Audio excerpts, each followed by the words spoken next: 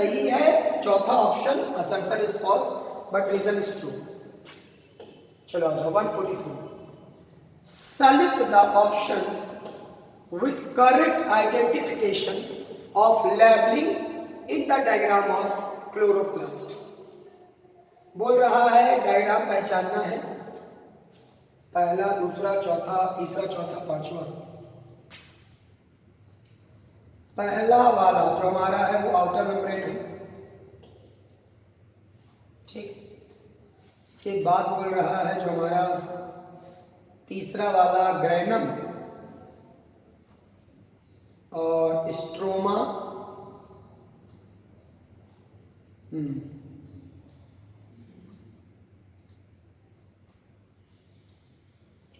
तो डायग्राम जो आपका दिया हुआ है एनसीईआरटी में लेबलिंग के हिसाब से, एनसीईआरटी का बेटा लेबलिंग के हिसाब से हमारा ऑप्शन नंबर बेटा 1 सही है,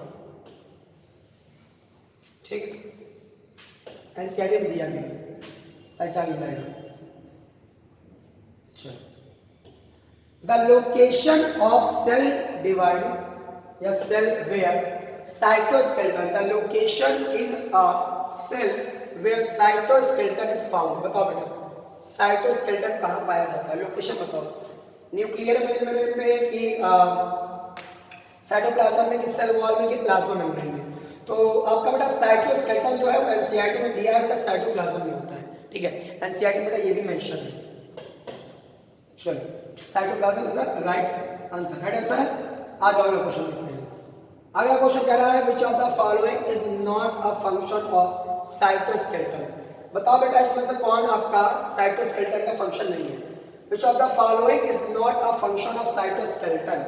Intercellular transport, maintenance of shell shape and structure, support of the organelle cell motility.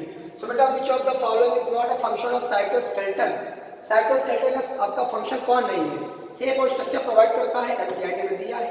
Support of cell organelle बिल्कुल एनसीईआरटी में दिया है। सेल मोटिलिटी में हेल्प करता है, बिल्कुल दिया गया है बेटा। इंटरसेलुलर ट्रांसपोर्ट एनसीईआरटी में नहीं दिया है। 146 ये इसका फंक्शन नहीं है।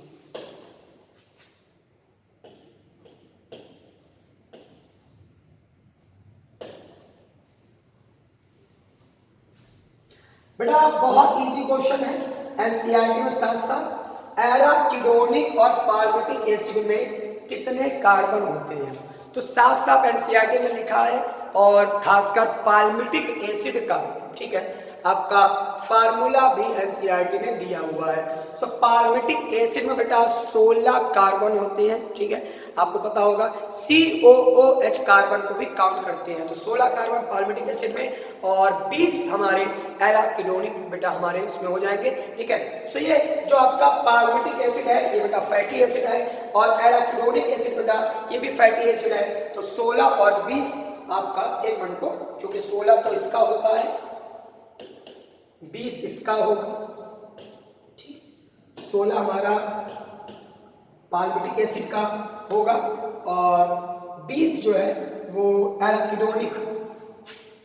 सो पाल्मिटिक 16 और एराकिडोनिक 20, तो पाल्मिटिक 16 हो गया, 16 पहले इसमें भी है, इसमें भी, इसमें भी, मतलब, और बाद वाला देखो ना सेकंड नंबर पर है, तो इसमें भी है, इसमें भी है, लेकिन एराकिडोनिक में तो 20 होता है, इसमें 16 दिए, तो ये नहीं होगा, ये ऑप्शन है तीसरा। आ जाओ क्वेश्चन बायोमॉलिक्यूल दिया हुआ है। In protein structure the first amino acids and the last amino acids are respectively called. बेटा एनसीईआरटी साफ साफ लिखा है, एक को बोलते हैं बेटा फर्स्ट वाले को एन टर्मिनल अमीनो एसिड और लास्ट अमीनो एसिड को बेटा C terminal amino acid. NCERT में साफ साफ लिखा हुआ है, ठीक है। अगला क्वेश्चन बेटा हमारा 149। Consider the following statement. Hemoglobin is an example of quaternary structure of protein. Yes, quaternary structure of protein में हीमोग्लोबिन का नाम बच्चे मेंशन आपका एनसीईआरटी में बिल्कुल किया गया है। Haemoglobin molecule is composed of 4 polypeptide chain. बिल्कुल सही जवाब है, 2 अल्फा होती है, 2 बीटा होती है। So both first and second statement are true. दोनों स्टेटमेंट आप बेटा बिल्कुल जानते हो।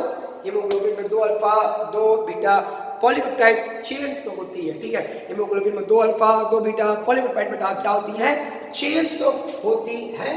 और साथ में प्यारे बच्चों आपको पता है आप क्वार्टरनरी स्ट्रक्चर देखना, ठीक है। आप एनसीईआरटी में बेटा ओपन करना, तो उसमें आपको primary structure, secondary structure, tertiary structure और क्वार्टरनरी स्ट्रक्चर बेटा मिलता है बायोमोलिकुलर चैप्टर में। तो क्वार्टरनरी स्ट्रक्चर में आप बेटा देखते हो वहां पर हीमोग्लोबिन का नाम मेंशन किया गया है। बिल्कुल सही बेटा,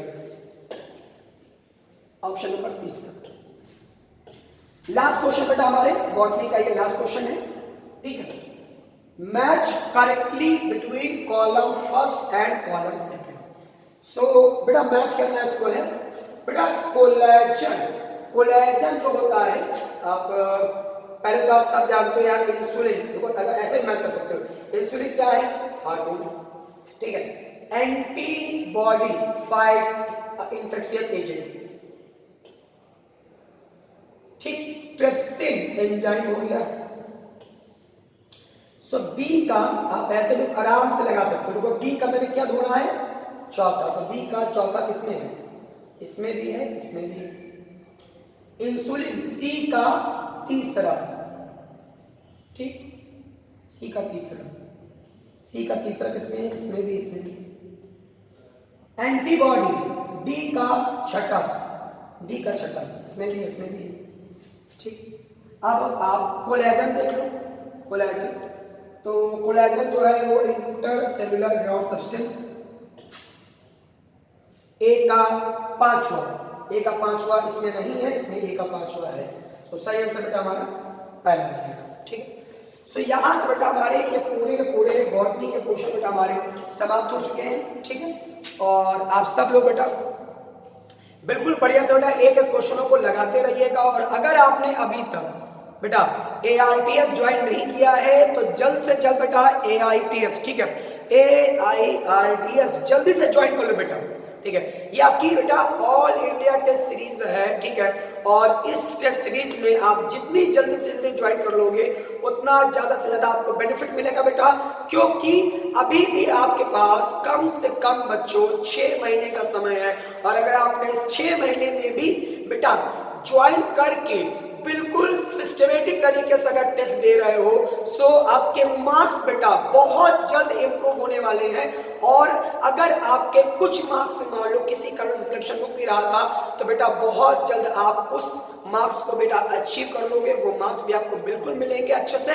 लेकिन बेटा इसके लिए आपको प्रॉपर टेस्ट देना बहुत जरूरी है, एनसीईआरटी रिवीजन करना बहुत जरूरी है। तो बेटा क्लास कैसे लगी वीडियो में कमेंट करके हमें जरूर बताइएगा। ओके प्यारे बच्चों, आप सभी लोग अपना खूब ख्याल रखिएगा।